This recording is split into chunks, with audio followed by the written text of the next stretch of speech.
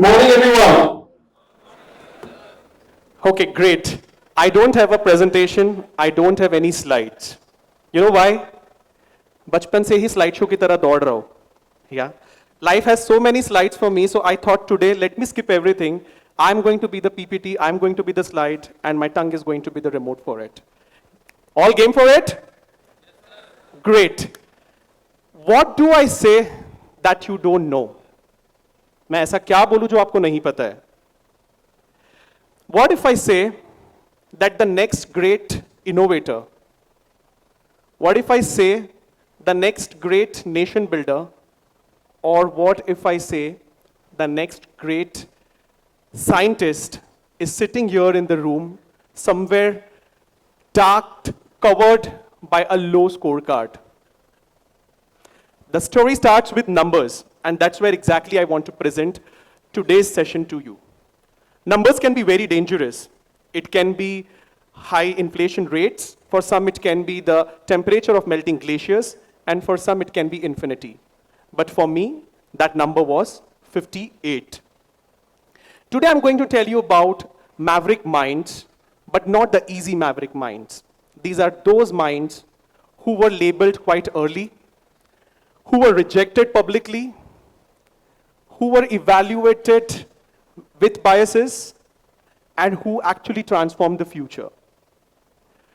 The story starts with a 15-year-old boy who was in a hyper-competitive market of Mumbai suburban, and the story is that the score of his 10th SSC board examination came with a percentage as 58.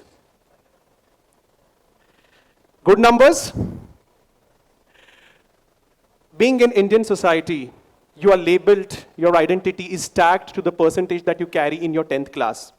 And back then in 1990, things were even worse. The 15-year-old was constantly hearing out whispers from neighbors, relatives, family members. And what was that whispers? His life is finished. It appeared as a social death statement. The words echoing to you day in and day out that nobody looks at your potential. Nobody looks at your extracurricular. Nobody looks at the leadership skills that you develop. Nobody looks at the maverick mind that is constantly agile, fiery, and wants to prove to be something. What you are evaluated is basis your 10 standard score. I was lost listening to everything, but life did not stop. The stubbornness still thought that let me take science, that is 10 plus 2 science, so that I can remove this label and prove that I am really agile and this is the platform I have proved it.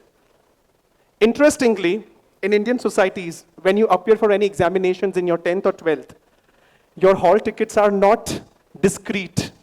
They are circulated to everybody who's known to your family, your neighbors as well. Then comes the result day.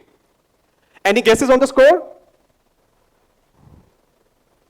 The score this time is 59. That's a rise from exactly 1%. So from my lens, this guy really did well.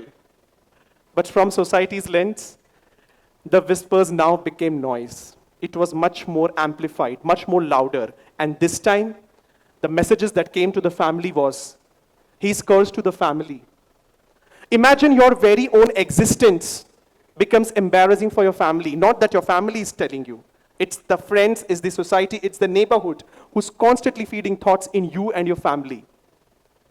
Imagine a 17-year-old boy thinking in the dark room what went wrong. Being too aspirational was problem, or was it just the score that I could not get it in the scorecard? Devastated, distracted, dream of becoming doctor collapsed. And anybody who have done science would understand after 10 plus 2, if you are a biology student, life ends if you can't crack it engineer or medical. Correct? The only option then was BSc. Yeah, Bachelors of Science. And here comes a U-turn. The boy is very devastated, broken, deeply hurt, having no way, no option B, what to do, what not. And that's when somebody enters the life and tells, I am looking into your eyes and not your report card. I am looking at your capability and not the marks stamp that board has given to you. You know who's that person? Ya Devi Sarva Bhuteshu, Matru Rupena Samsthita, Namastasyai, Namastasyai, Namastasyai, Namo Nama. None other than my own mother stood beside me, barring every neighbor, every family members, including my father, because my father was somebody who said, मैंने newspaper खरीदा है, कहीं पे भी नाम नहीं आया तेरा topper होने का. That's how Indian fathers are, yeah? But my mom stood very strong to me and she motivated me with 5 magical words, and that is what I want to pass on today to the maverick minds, and that is, keep rising no matter what. I repeat, keep rising no matter what. These 5 words actually transformed me a lot internally, and that is when I thought of focusing more on the subject, managing my time better, and this time it was not to prove myself, it was not to prove the prestige for the family, it was to honor the faith, to honor the respect that my mother carries for me. Yeah? I think society looks at confrontation from you guys, but what we really are meant for is transformation. And that's where exactly life churned it. This time, the results were out. BSc Zoology results were out. And the results, 86%. You know, I was the first man to top Mumbai University and the first person to break entire university's bachelor's record by scoring 86%. What did it really change? Did my neurons started activating all of a sudden? Did my DNA changed? Did some magic happen? Or did I start narrating Shah Rukh Khan's mantra, Sari kainat milane mein lag jati hai? Well, the answer is nothing changed. Only thing that changed was I stopped comparing myself with others, because since childhood we are fed with comparisons. Look at this boy, look at this girl, look at your neighbor, look at your sister, look at your brother, look at your cousin. We are never taught to look at our own self first, right? And that's exactly what my mom did. She told me, forget about everything, Ajay. Look at yourself, who you are, what you want to be. And that's where I topped Mumbai University. Maverick minds, that's what is the biggest first message that I want to pass it on to you. Look at yourself and be the best version of yourself. Don't be somebody else's first cut copy. Be best version of yourself. And that's something which really produces and changes the future. Coming back, life still does not stop, you know, because those who are maverick minds, they often face a lot of struggle, and stereotyping is something that never goes out of our Indian society. The very first question was, why you did zoology? Yeah? Why did you study animals? So when I used to go to my native place, we used to have a cattle where my aunt had some buffaloes. She identified me to heal the buffalo. And I had to tell her, I'm not a veterinary doctor, I'm a zoologist. She said, what's the difference? Just go and heal. So that's where the taboo system started. That's where the stigma started playing the role. But that very moment, I also realized one thing, that I am very good at human skills, and I want to pursue a career into management and human resources. So I started preparing for myself, and I got admission into Tata Institute of Social Science for HRM. The first question that I got was, zoology करने के बाद HR कौन करता है? Right? You must be going through a lot of times where your old course does not match your future course. Correct? My answer was very simple. I did not want to defend. I did not want to justify. The answer was very simple. मुझे कोई difference ही नहीं लगता zoology और human resources में. There is only one difference. In zoology, I know which snakes are poisonous and non-poisonous. In humans, it's difficult. Yeah? In zoology, I know which dogs bark more, which dogs bark less, but in humans. So my study to connect zoology to human resources was much more volatile in nature. It did give me a lot of agility to learn HRM, but I think I did justice, and I stopped breaking the stereotypes of people defining. Now comes the next step. Everybody comes and counsels me. HR क्यों कर रहे हो यार? ये तो लड़कियों का course है. And zoology करके HR कौन करता है?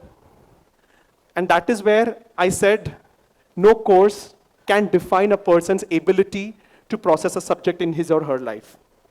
Yeah, but these were all the thought processes that I had in my mind. How do I prove it? So I did my MBA in TIS, and the journey went very well. In this entire journey, I got my first job, and here comes the biggest challenge as well. I was interested for an organization, not taking the name, but you all have to shout the name, who really releases an offer called as Ninja Offers. And when I went for application, I was the best fit for this organization. Trust me, the best fit for the role that they had. But I was eliminated in the screening round itself. I was not even given an opportunity to participate in the interview drive. Reason? Not that I'm not capable, not that they don't see potential in me. They had 60% and 6 CGPA criteria. And my 10th and 12th scores are so popular that everybody's aware. That's where I missed it. And that very fine day, I realized one thing, that in our country, in our education system, there's no respect given to skill. The respect is only given to the numbers that you take it as Bible in your scorecard. And that's where the problem started. I initially thought of criticizing, I initially thought of raising concerns to the organization, but then I thought, it's not an individual fight, right? It's a global fight.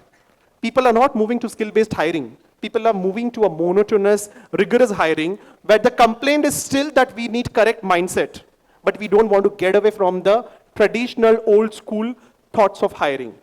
And that's the moment I decided I will be that influential person who will ensure that I have not got chance, I have not got opportunity, but I will ensure I be in a position where I give a fair chance to all.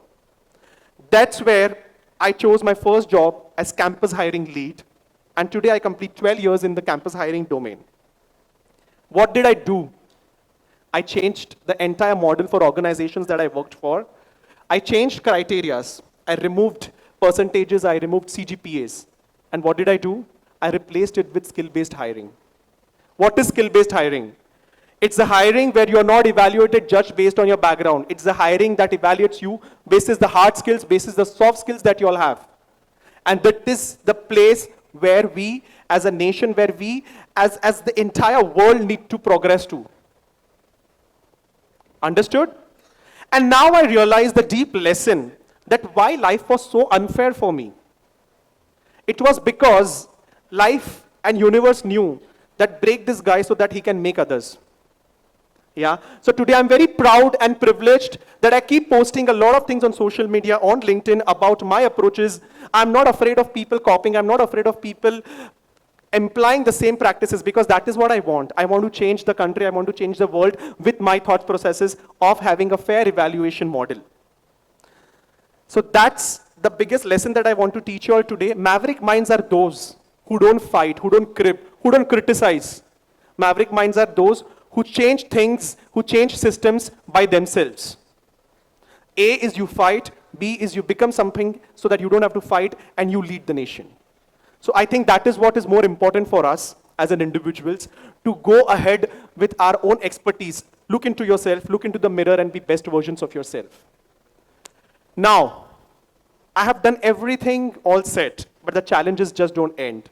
When you take an HRM profile, a very first thing that comes to people's mind is, y'all lay off people by a very good message which states warm regards. Yeah. Many even criticize that HR work is nothing but to make rangolis. My own friends called me, you're doing good, yeah, your life is so settled, rangoli to bana raha hai. But then, let me tell you friends one thing. If making somebody's career, if drawing somebody's career is called rangoli, if filling the colors of proportion is called as rangoli, if filling the colors of growth, of appraisals, and of a map that is designed for your career aspiration is called rangoli, then yes, I am a proud rangoli maker. I was making, I will make, and I will continue doing that.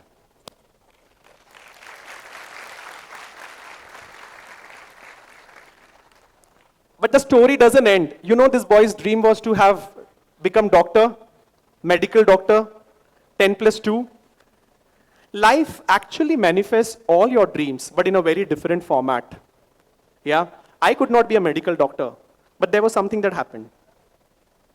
Patnim manoramam dehi manovrittanusarenim, tarinim durga samsar sagarasya kulobdvam. I'm married to a beautiful lady who happens to be a medical doctor.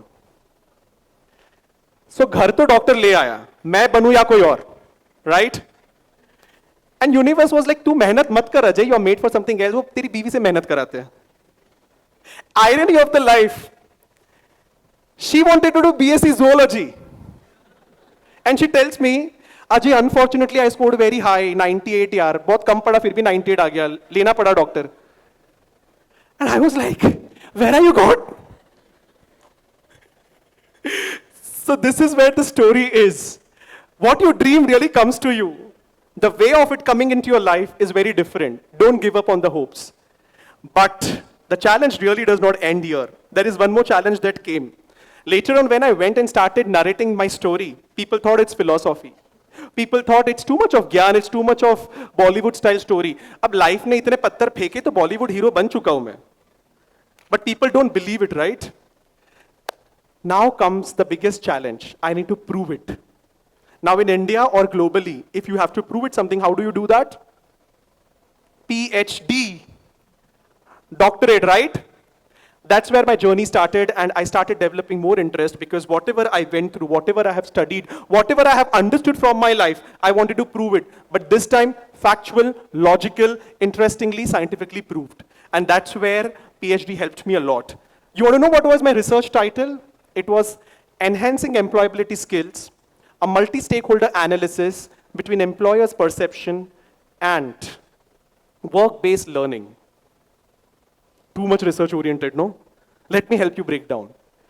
Our education system globally has 3 important variables. These variables are one that defines your career chart through your academics. It is independent variable, that is your employability skills. It is a dependent variable, that is your work-based learning. And third, which is moderator variable, that is your recruiters or your employer's perception.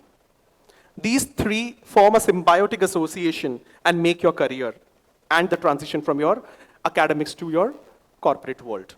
Now, what was wrong? I did entire research. I read quartile journals, quartile 1, quartile 2 from Scopus, Web of Science, and multiple other journals. I downloaded around 200 plus. I shortlisted 140 journals. I removed everything. For this, the Boolean string itself took me probably a 1 month's time. You know why? My friends actually did the Boolean string in 10 days, but it took me 1.5 months. Reason was very simple. I knew it that the research that I'm doing is not for a DR title. The research that I'm doing is to help my young leaders, my young talent, young nation. And why I'm doing this research? To prove it, to submit it to the AICT, to NRF, so that tomorrow no other student faces what Ajay had faced in his education system. So I took a lot of time because for me, title is not that important. For me, self-satisfaction was more important because I wanted to make millions of Ajay shine high, shine at the right age, evaluated and selected at the right time. And that's where the research helped me. To a shocking surprise, the research outcome. You want to know what is the research outcome? The research outcome was, who wins the career game? It's not the most obedient mind. It's the most adaptable mind. It's the most agile mind, the most resilient mind, the most maverick mind. Stop focusing on skills like communications and technical skills. You will eventually learn it in your day-to-day life. What is more important is your mindset, an attitude of never giving up, an attitude of getting away from the perception-based world and focusing on yourself, on your teamwork, on your collaboration. Interestingly, everything was sorted very well. My research proposal was submitted, and we are at the verge of closure. But what was still hitting in my mind was a gap that students, the young mavericks, still face. And what is a gap? You all study something in your year 1, and by the time you all pass out, that is already outdated. Agree? Whose duty is to update that knowledge? Is it your campus? Is it your faculty? Even if they do it, they can't change the curriculum to that fast-paced journey because the technology is advancing at a very high speed. And no matter how much you try to imbibe, your faculties, your academicians cannot support you to that level. And that's where you need to focus on your self-learning, and that ownership lies within you. Understood? Now, Maverick Minds, 6 Ds are very important in your life. It's not a very, I would say, a local 6 Ds, but something which I feel can make you and convert and transform you. And that is determination towards your goals, towards your objectives, towards the life that you want to pursue. Dedication towards yourself, not getting demotivated, dedicated to your own aspirations. Devotion, devoted to whom? Devoted to your efforts, devoted to your dreams, your long-term goals. Delighted to help others. You know, when a candle is actually helping a second candle to light up, it's actually not losing anything. The flame is always active, but it's just spreading the enlightenment. So I think delightment is very important. Support people. Discipline, important aspect. There will be a lot of hurdles on your journey. There will be a lot of walls which will come in between. But be disciplined, because nobody can cut discipline. If you're disciplined enough to walk, to climb high, I think sky is the limit. Last, not the least, dutifulness. Dutifulness towards your own self, towards your family, towards your loved ones, towards your own responsibilities. Try to inculcate these 6 Ds: determination, dedication, devotion, delightment, discipline, and dutifulness. And trust me, you will rock. You will rock in your life, and people will watch for you. Now, all these things having said and done, I know that the story is not personal anymore and it's public, but that was what my agenda was, that you all would have connected somewhere, at some point of time relevant to it. Do not cross it. Unfortunately, our system supports marks more than curiosity. Our system supports compliance more than courage. Our system supports merits more than adaptability. And that's where the problem rises. We are taught in a system which is repetitive in nature, but the world that we are entering is an era of reinvention. So you need to really get away from the repetitive mode and enter into a reinvention mode. I would like to tell you all one thing. If you have faith in yourself, nothing can break you. Maverick minds were always designed for a delayed success. And let me tell you, denial is different and delay is different. Delay in your life that you're facing is not denial. So let's not club them together, and I hope you all shine. I pass it on, the vibrations of never giving up attitude, keep rising no matter what. And there's a very famous mantra in Bhagavad Gita that also states, even the strongest of talent, if not given a perfect direction, would lose strength. You all know Arjun? Yeah, he was a wonderful talent artist, right? But he still bowed down to Krishna during the fight, during the great battle, despite of being highly talented. You know why? Because he wanted direction. So talent is different from direction. You need to focus on the direction, on the right attitude. I would like to conclude with the last statement, that is, Shubham karoti kalyanam, arogyam dhana sampadam, shatru buddhi vinashaya, deepo jyotir namostute. The very shloka states that the most difficult and impactful thought that we have is the evil thoughts. And your biggest enemy is your own evil thoughts. The shloka represents, if you want to enlighten yourself like a charming lamp, you need to kill your evil thoughts. What are those evil thoughts? Evil thoughts are underconfidence, underestimating your own self, believing others are better than me, believing I can't do it, believing this is not meant for me, believing I'm average. These are all negative thoughts. Kill those thoughts. We have everything in our roots. We have everything. Your destiny can be made only by you and nobody else. And yes, that mantra of Shah Rukh Khan did not work for me when I passed my 10, 12, but I truly believe it that if you want something in your life, it's not just about dreams, it's also about action. And science has proved that every action has an equal and opposite reaction. So put your action to the right track and you will see wonders. Thank you so much and all the best.